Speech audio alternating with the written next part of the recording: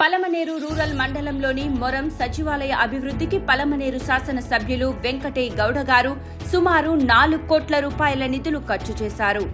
MGNREGS నిధులతో మహాత్మా గాంధీ గారు కలలుగన్న గ్రామ స్వరాజ్యాన్ని మన ప్రభుత్వంలో గ్రామ సచివాలయ వ్యవస్థ ద్వారా సాకారం చేస్తూ ప్రభుత్వాన్ని ప్రజలకు మరింత దగ్గర చేసేలా గ్రామ సచివాలయ భవనం మరియు అందరికీ అన్నం పెట్టే అన్నదాతలకు మరింత అండగా నిలిచేలా రైతు భరోసా కేంద్రం మరియు మారుమూల ప్రజలకు కూడా వైద్య సేవలు సులువుగా అందేలా ఉచితంగా వైద్యం మరియు మందులు అందజేసేలా హెల్త్ సెంటర్ నిర్మించడం జరిగింది.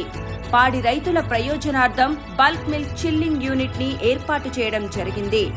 పేద పిల్లలకు నాణ్యమైన విద్య, కార్పొరేట్ పాఠశాలలకు దీటుగా ప్రభుత్వ విద్యా వ్యవస్థ తీర్చిదిద్దుతూ MGNREGS నిధులతో మొరంలో డిజిటల్ లైబ్రరీని మరియు నాడు నేడు నిధులతో నక్కపల్లి మొరం మండల ప్రజా పరిషత్ పాఠశాలలు ఆధునీకరణ చేయడం జరిగింది.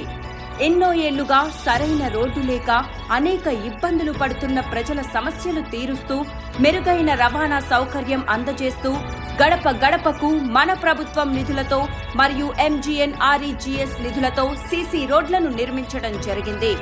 గ్రామ ప్రజల సంక్షేమమే ధ్యేయంగా ఈ 5 ఏళ్లు పనిచేసి పేద ప్రజలకు ఆసరాగా వారి గుండెల్లో నిలిచిన మన వెంకటే గౌడన్న గారిని మనం మళ్లీ గెలిపించుకుందాం.